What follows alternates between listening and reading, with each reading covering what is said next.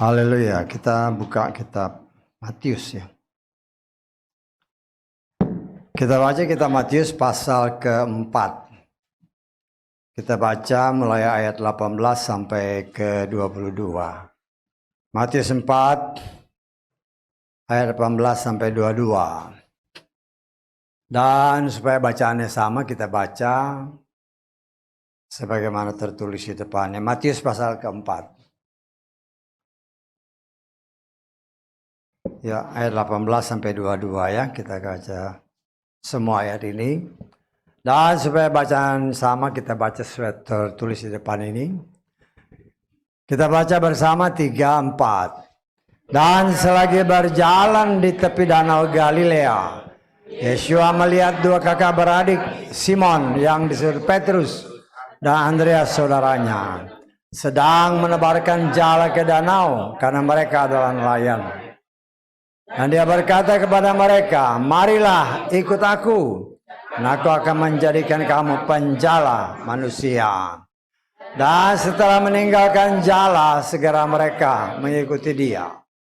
Dan setelah pergi dari sana, dia melihat 2 saudara yang lain, Yakobus anak Zebedeus dan Yohanes saudaranya, di dalam perahu bersama Zebedeus ayah mereka, sedang memperbaiki jala mereka.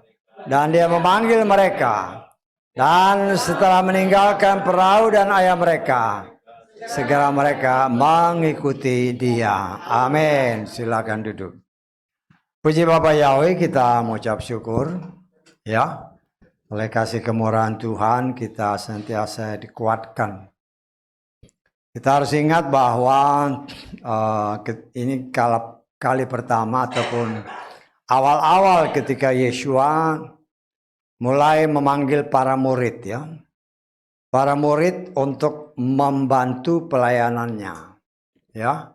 Nah, kita tahu bahwa dari beberapa murid, ya banyak murid ya. Dari yang menjadi pembantu-pembantu Tuhan. Dari ribuan orang yang senantiasa mengikuti dia, sampai akhirnya dipilih 12 orang yang kemudian diangkatnya sebagai rasul, sebagai tiang-tiang untuk dipakai Tuhan memberitakan Injil. Ya, jadi dari ribuan, di lingkaran luarnya ribuan orang. Kemudian lebih dipersempit lagi, tinggal 12 orang. Dari 12 orang rasul, tinggal 3 orang yang termasuk yang dipilih.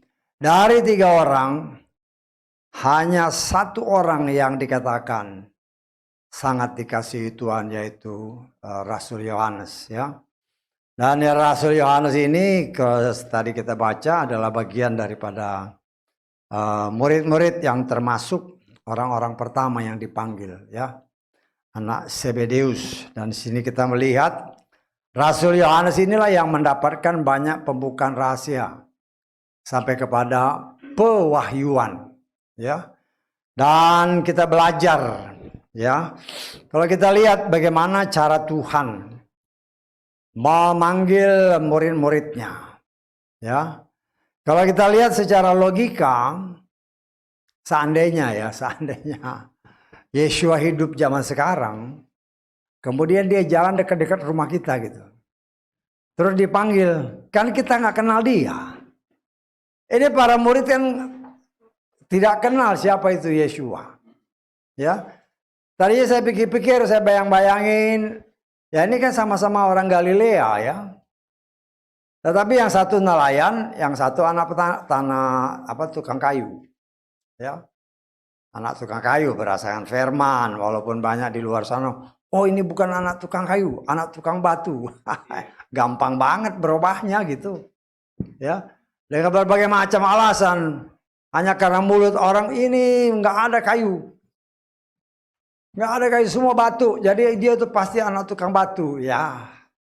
Tetapi itulah kita melihat ya, pengetahuan-pengetahuan palsu baru ditunjukin sedikit, malah terus langsung berubah. Ya, itu anak tukang batu. Diberitakan lagi, anak tukang batu. Disitulah kita melihat hati-hati dengan penyesat. Itulah yang dikatakan Hamasya palsu, melenceng dari firman. Masa begitu gampang mengatakan, oh ini semua batu. Di rumah yang ada batu semuanya pasti ada kayu. Karena ya kita ngambil yang contoh yang paling gampang, bait suci itu semua dari kayu. Ya, jadi jangan sampai kita terpengaruh. Tapi kita melihat di sini, yang mau Tuhan tunjukkan adalah ketika Tuhan jalan-jalan kemudian dia panggil yang pertama-tama si Simon sama Andreas ini kan. Ya, ayo ikut aku. Secara logika ya kelihatannya itu tanda tanya ya. Tetapi kalau kita melihat lagi seperti yang sering kali saya katakan, bahwa Bapa Yahweh itu sutradara agung. Dia sudah mengatur semuanya, termasuk dia sudah menentukan siapa yang akan menjadi murid-murid Yeshua. Siapa yang akan menjadi rasul dia sudah tentukan. Jadi ketika Yeshua berjalan keliling ke pantai Danau Galilea, itu bukan tanpa tujuan. Tetapi dia sudah tahu bahwa orang atau sebagian besar muridnya itu nelayan. Nelayan yang mencari ikan. Sehingga ketika dia sesuai waktu Tuhan, ketika waktunya sudah genap ya, segala sesuatu harus sesuai dengan firman Tuhan. Karena firman Tuhan berkata, Yeshua itu kan selama dari bayi sampai besar, di luar sana kan, waktu dia umur 12-13 tahun memang ke bait suci. Habis itu kemana dia? Mulai orang ngarang ke sana kemari kan. Saya pernah dengar, dia di India. Banyak orang yang menamakan dia orang percaya bahwa dia di India. Lah bagaimana orang-orang ini ya? Karena kita harus segala sesuatu harus berdasarkan kebenaran firman. Yeshua itu diutus untuk siapa? Untuk menyelamatkan domba-domba Tuhan yang hilang. Ya, bukan untuk bukan untuk yang lain. Kita baca Matius pasal ke-15 ayat 24. Supaya saudara jangan sampai tertipu ya. Banyak orang di luar sana, ketika umur antara 13 sampai 29 tahun, Yeshua ada di sini, ada di sini. Semua itu harus sesuai firman. Karena Tuhan setia pada firman-Nya. Seraya menanggapi dia berkata, aku tidak diutus kecuali kepada domba-domba yang hilang dari keluarga Israel. Artinya, kita harus yakin bahwa dia itu tidak keluar dari Israel. Tetap di Israel. Memang tidak disebut kemana dia. Ya, ada beberapa penafsiran ya boleh aja orang. Dia ini kan karena memang dia selalu seringkali ada di bait suci. Ya, tapi memang tidak ditulis. Kenapa? Karena firman Tuhan berkata, nanti ketika saatnya tiba. Kapan saatnya tiba? Kita lihat di dalam Lukas pasal 3 ayat 23. Yeshua sendiri berumur kira-kira 30 tahun ketika dia memulai kehadirannya. Jadi dia mulai pelayanan itu umurnya sekitar 30 tahun. Kenapa harus 30? Artinya saya mengajar saudara proaktif ya. Segala sesuatu kalau ya saya lihat, saya teliti begitu, semuanya itu ada hubungan dengan Torah, bukan sembarangan. Ya, coba kita lihat di dalam Bilangan. Kita Bilangan pasal keempat. Kita baca aja mulai ayat 1 lah ya, sampai ayat 3. Yahweh berfirman kepada Mose dan Harun dengan mengatakan, ambillah jumlah keturunan Kehat dari antara keturunan Lewi, menurut kaum-kaum mereka, menurut keluarga leluhur mereka. Perhatikan, dari yang berumur 30 tahun dan seterusnya, bahkan sampai yang berumur 50 tahun. Semua orang yang dapat masuk ke dalam barisan untuk melakukan pelayanan. Jadi ada ada dasarnya. Saya tanggap. Kenapa Yeshua mulai pelayanan umur 30? Semua orang Lewi yang adalah pelayan yang melayani di bait suci, umurnya at least 30 tahun ke atas. Karena itu dia melayani. Dan setelah genap waktu pelayanan, dan saya menafsirkan ayat-ayat yang kita baca tadi, Yeshua mulai pelayanannya ya umur 30 itu. Saya tangkap ya, dia mulai pelayanan umur 30, dia cari murid-murid dulu. Dan dia tahu, karena dia sendiri berbicara. Dia melakukan apa yang dia lihat Bapa lakukan. Dia mengatakan apa yang dia dengar Bapa katakan. Ya, kalau saudara baca nanti dalam kitab Yohanes lah ya. Dan di sini kita melihat ya cara Tuhan yang luar biasa. Sehingga Tuhan ketika genap waktunya dia memilih murid-murid yang pertama ini. Dan kita melihat Tuhan sudah tahu bahwa siapa yang akan dia panggil. Sehingga jangan heran apabila ketika dia lewat di Danau Galilea dia lihat si Petrus sama saudaranya ini si Andreas. Ya. Itu dia tahu persis bahwa ketika dia datang di sana dia sudah lihat bahwa ada mereka saat itu di Danau Galilea. Bisa datang nggak maksudnya?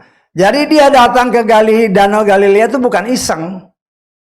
Tetapi dia datang karena memang dia sudah tahu bahwa orang-orang itu sekarang ada di sana. Sehingga ketika dia datang dia langsung panggil, marilah ikut aku. Ya. Dan kita melihat sangat luar biasa. Ya. Mereka ini lagi kerja kan sebagai nelayan, nyari ikan, hidupnya nyari ikan. Tapi begitu dengar suara Tuhan, ikutlah aku.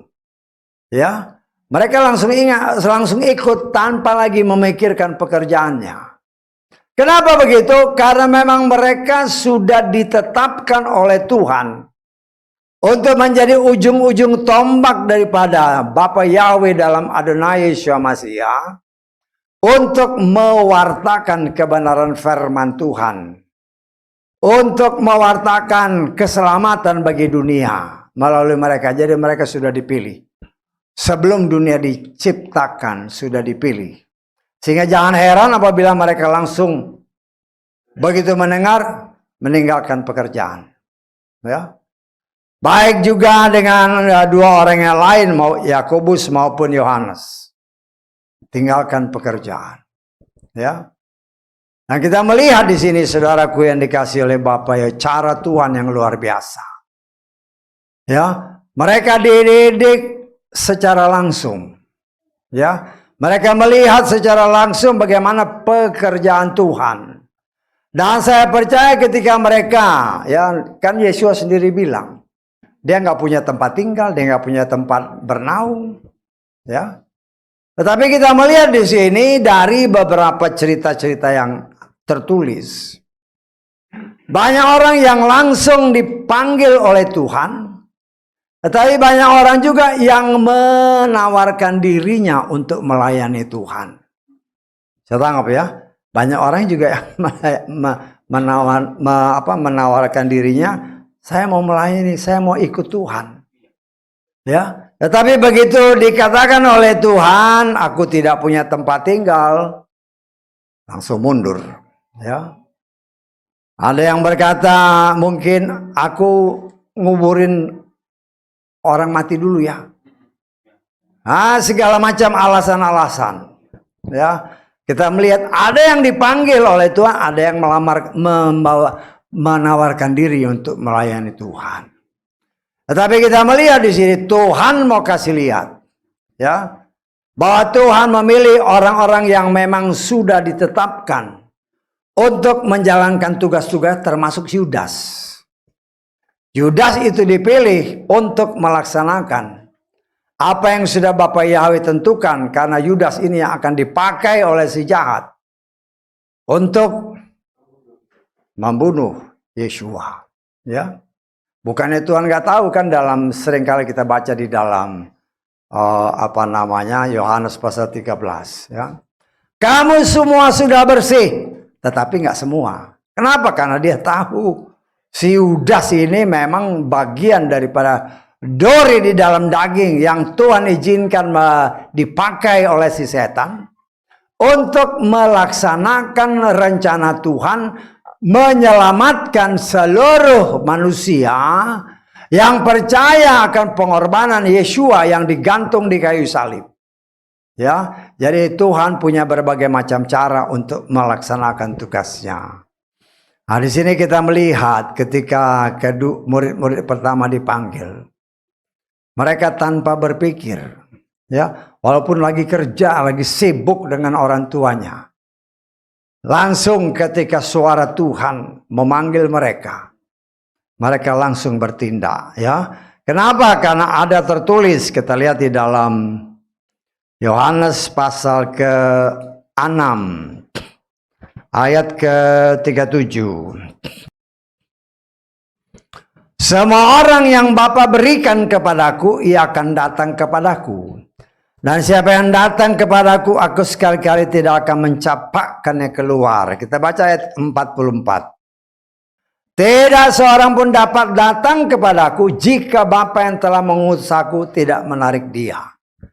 Artinya, ya, dia melaksanakan segala sesuatu itu atas perintah Bapa. Ya, perintah Bapa dalam arti kata dia pun sudah tahu. Karena dia melakukan segala sesuatu, apa yang dia dengar, itulah yang dia katakan. Apa yang dia lihat, itulah yang dia lakukan.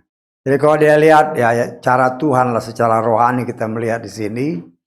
Ya, segala sesuatu yang dia kerjakan itu tergantung dari apa yang dia lihat dan apa yang dia dengar Bapa lakukan dan katakan.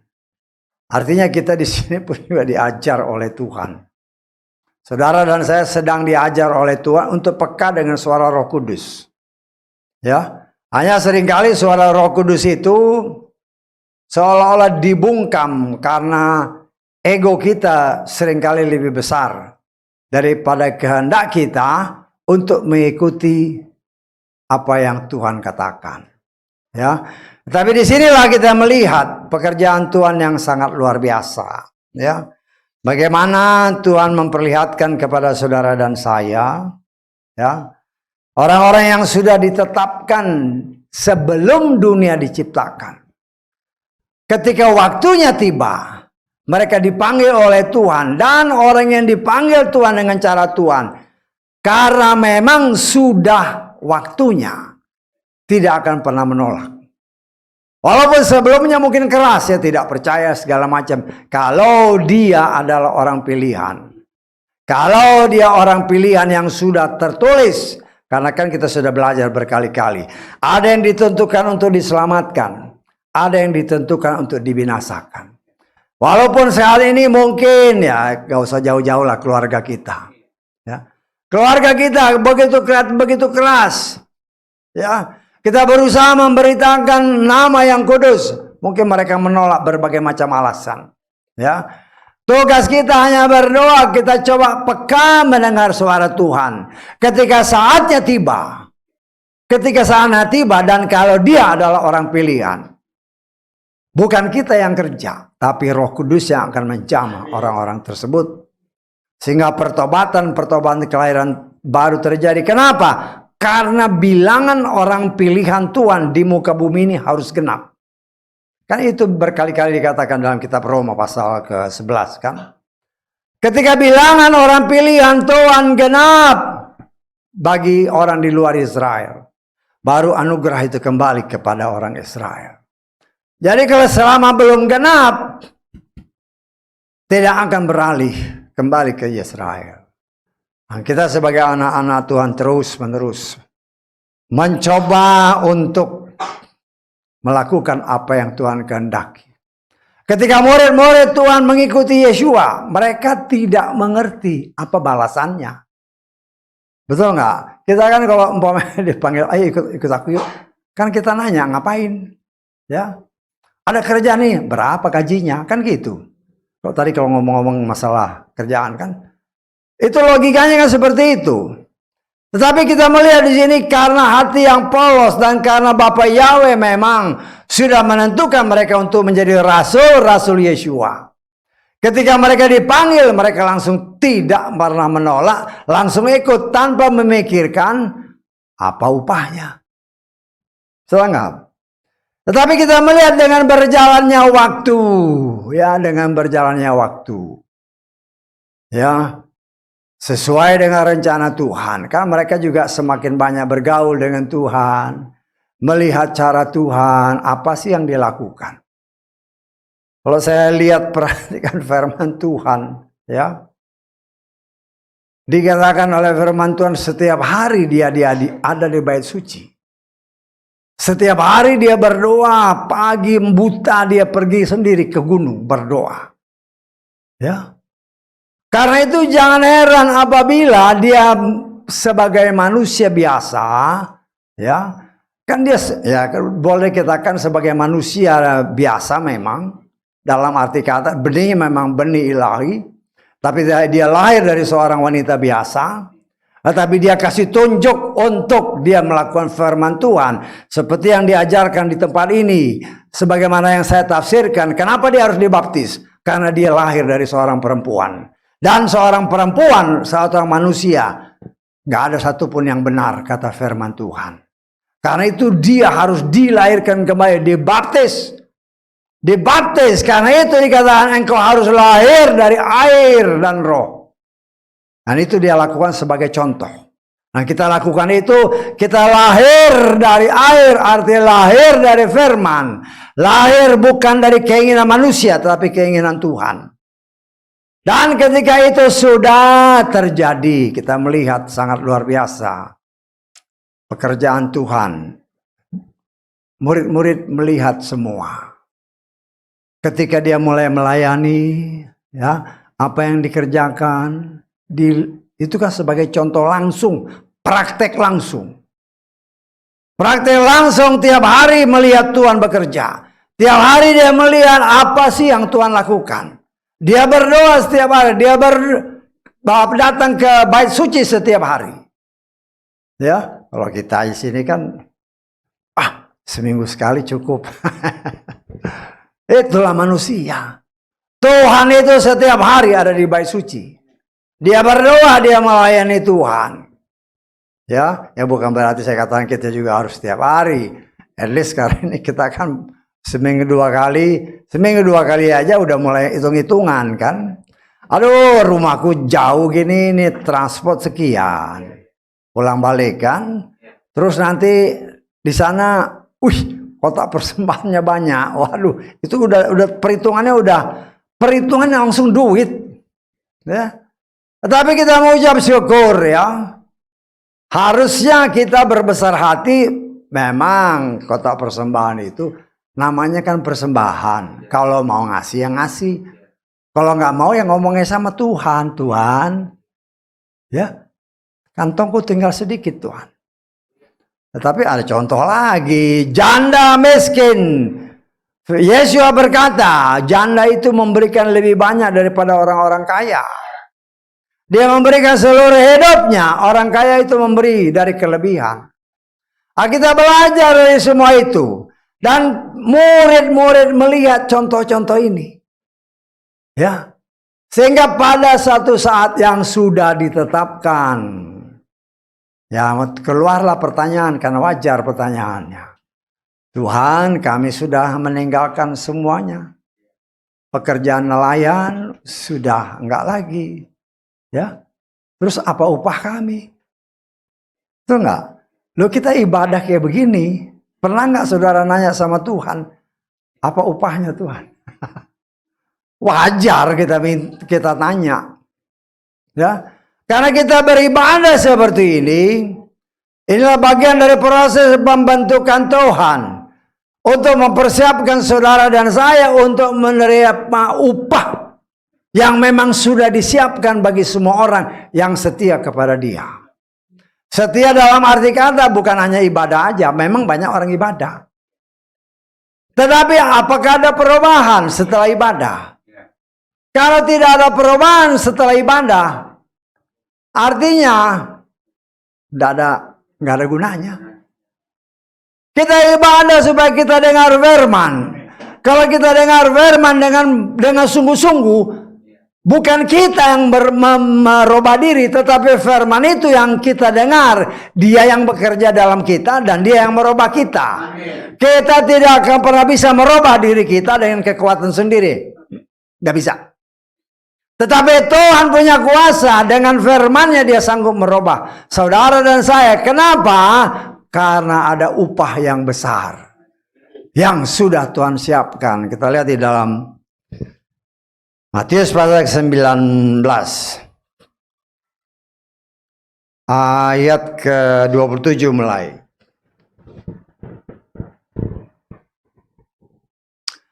Kemudian sambil menanggapi, Petrus berkata kepadanya, "Lihatlah, kami sudah meninggalkan segala sesuatu dan mengikut Engkau. Apakah yang akan terjadi pada kami kemudian?" Ya, artinya kan dia nanya nih. Petrus ini kan murid pertama. Saya udah berkorban banyak nih. Ya, perahu saya mungkin sudah dijual pokoknya sama sekali sudah nggak ada income. Apa upahnya? Ya wajar dia tanya begitu. Yesus berkata kepada mereka, ayat 28, "Sesungguhnya aku berkata kepadamu bahwa kamu yang mengikut aku pada waktu penciptaan kembali, ketika Anak Manusia duduk di atas tahta kemuliaannya, kamu juga akan duduk di atas ke-12 tahta, seraya menghakimi ke-12 suku Israel. Dan setiap orang," perhatikan ayat ini baik-baik. Karena ayat ini seringkali ya harus kita tahu. Karena ini bagian daripada ayat-ayat yang senantiasa bukan buat bela diri ya, tetapi untuk menjadi masukan bagi kita. Kenapa hal-hal tertentu termasuk tadi orang-orang Lewi segala macam. Kan mereka melayani, tapi orang Lewi itu hanya laki-laki. Nah, kita lihat di sini contohnya kan. Setiap orang yang sudah meninggalkan, perhatikan baik-baik ya. Meninggalkan apa? Satu, rumah. Kedua apa? Saudara laki-laki. Ketiga apa? Saudara perempuan. Terus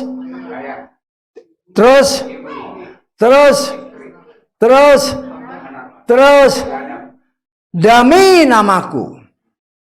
Perhatikan baik-baik ya. Tidak ada ayatnya sepatah kata pun yang menyatakan meninggalkan suami. Bisa tangkap nggak ini? Nanti saudara baca lagi di rumah. Tidak ada ayatnya yang menyatakan meninggalkan suami. Ini Yesus ngomong ini. Kenapa? Karena Yesus itu taat sama Torah. Dan dia sendiri Torah. Dia sendiri yang mengatur semua laki-laki orang Lewi, hitung. Mereka yang jadi imam. Ya, saya percaya banyak orang yang nggak perhatikan ini. Banyak orang yang nggak perhatikan ini. Tidak ada dinyatakan meninggalkan suami. Yang ada meninggalkan istri. Untuk melayani Tuhan. Artinya kalau seandainya ada orang nanya, sesuai dengan kitab Korintus yang dikatakan oleh Paulus, bahwa perempuan itu tidak boleh berbicara. Ya. Loh, tapi itu siapa sih? Siapa? Dua orang muridnya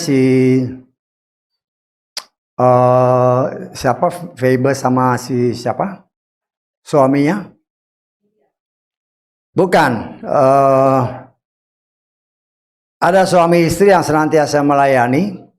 Loh, itu boleh. Kalau suami istri boleh. Tapi perempuan sendirian nggak bisa. Karena ini ayatnya ini.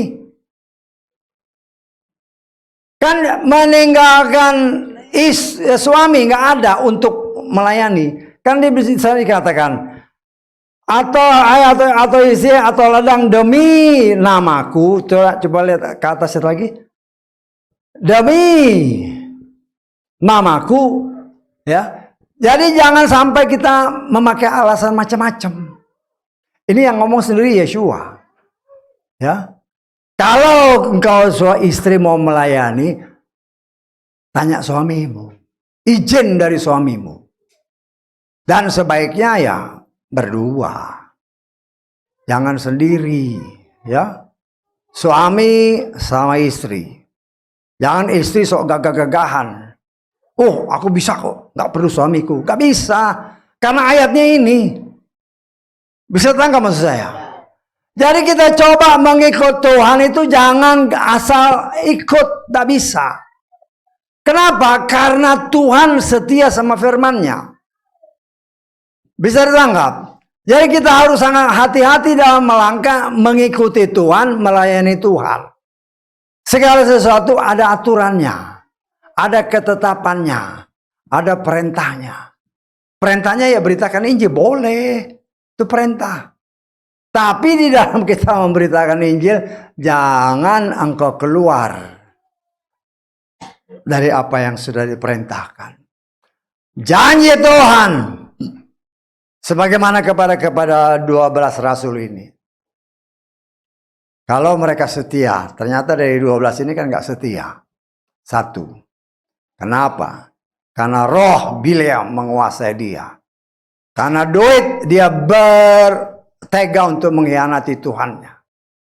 Nah, tapi jangan heran bahwa hal itu pun terjadi sampai saat ini.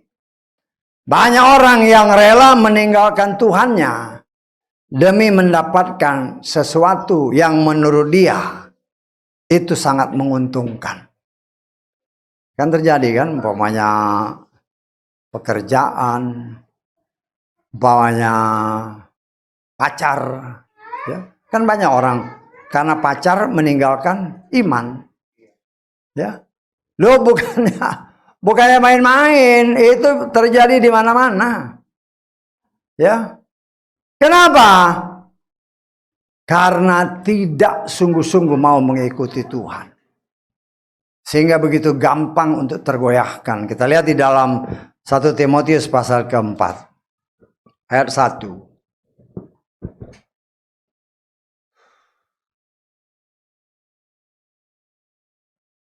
Roh mengatakan dengan tegas bahwa pada waktu-waktu yang akan datang beberapa orang akan berpaling dari iman karena memberi perhatian kepada roh-roh yang menyesatkan dan ajaran-ajaran yang roh yang jahat. Dan semua sudah diberitahu oleh Tuhan. Jadi kita, saudara dan saya, ya, kita ini termasuk orang yang dipanggil, ya.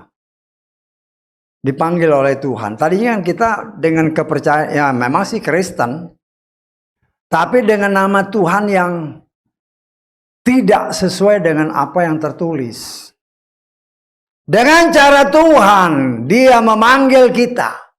Ketika kita mendengar, nama Yahweh, nama Yeshua, bukan karena kekuatan kita, tetapi sebagaimana tertulis dalam kitab Yohanes tadi, kalau bukan Bapak Yahweh yang menarik, nggak bisa.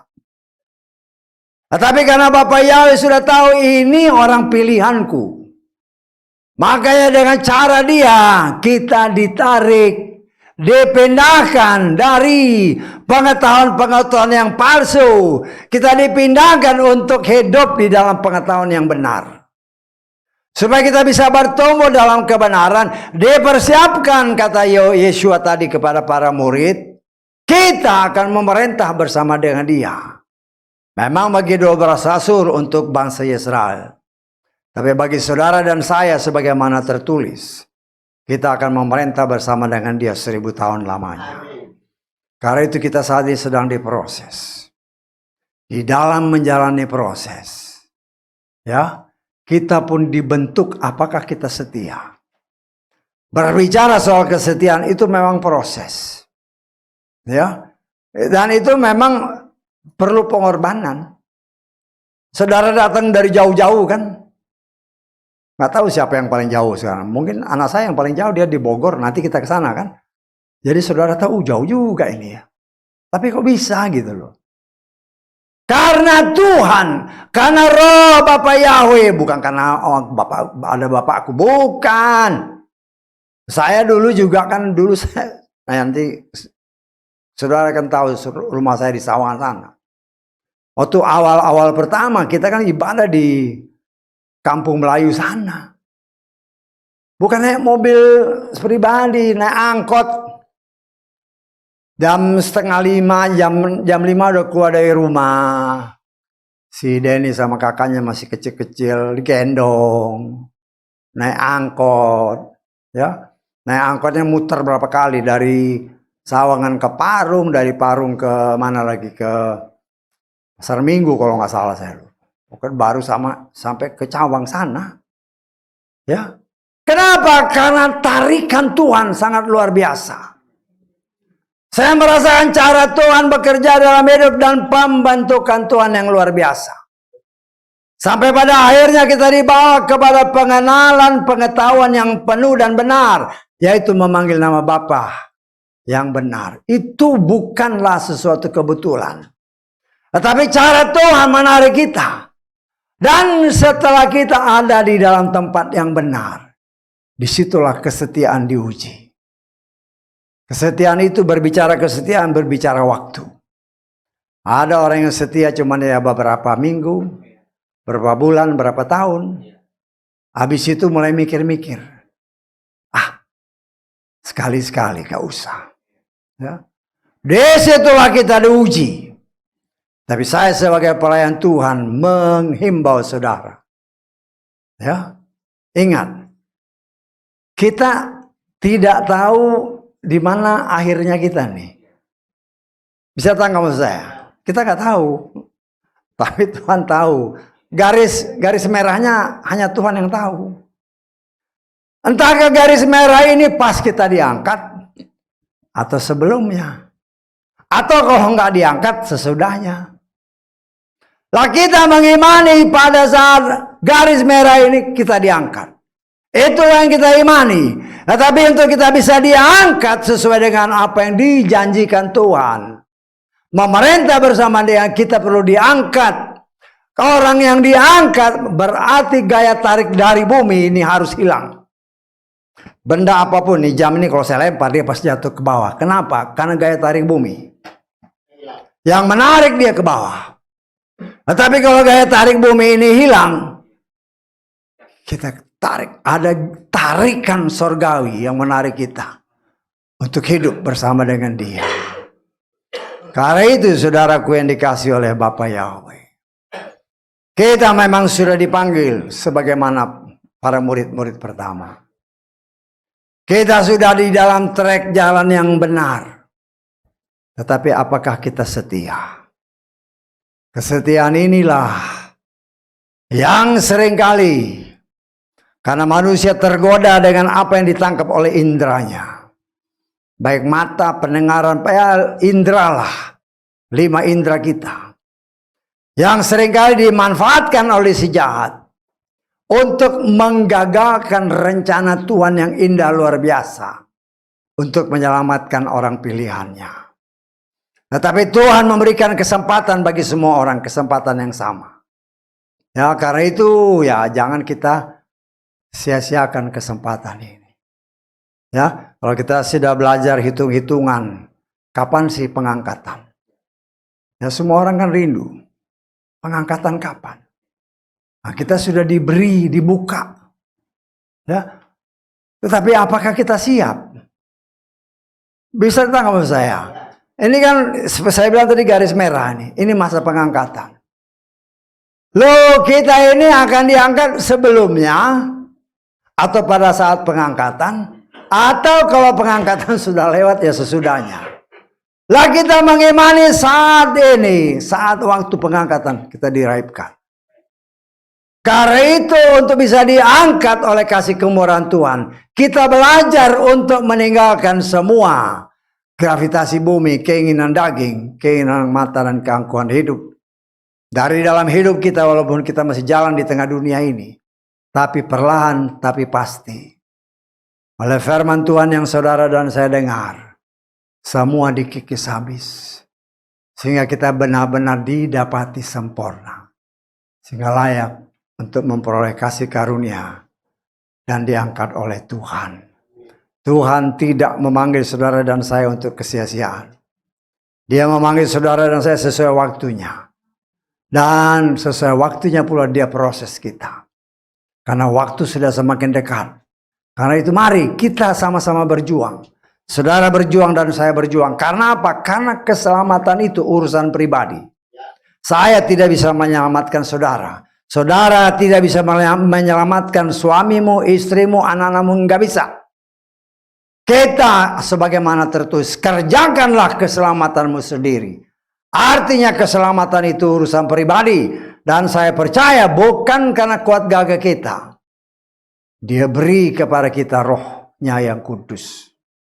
Yang mengajar dan menolong kita. Memampukan kita melakukan firman-Nya. Dengan melakukan firman-Nya, secara otomatis semua yang berbau duniawi akan dikikis habis oleh firman itu. Kita dimurnikan oleh firman. Sehingga kita bisa diangkat. Ya, kita kan daging nih. Ya. Daging kalau dibakar habis kan. Yang naik apa? Asapnya. Roh kita diangkat. Ketika daging kita dibinasakan, roh kita diangkat oleh Tuhan.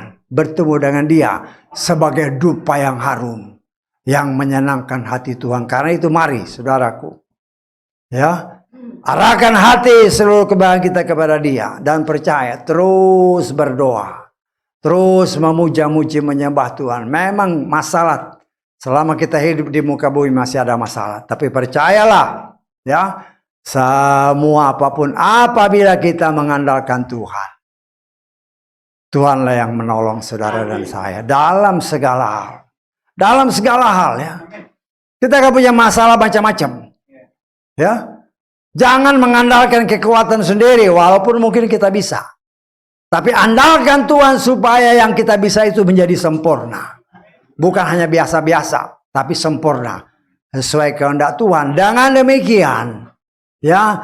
Tuhan mau kasih lihat kepada dunia. Ada perbedaan. Antara orang yang mengandalkan Bapa Yahweh. Dengan orang-orang dunia. Karena itu mari kita melatih diri kita. Hidup dan berjalan sesuai kehendak-Nya. Haleluya. Amin. Mari kita bangkit berdiri.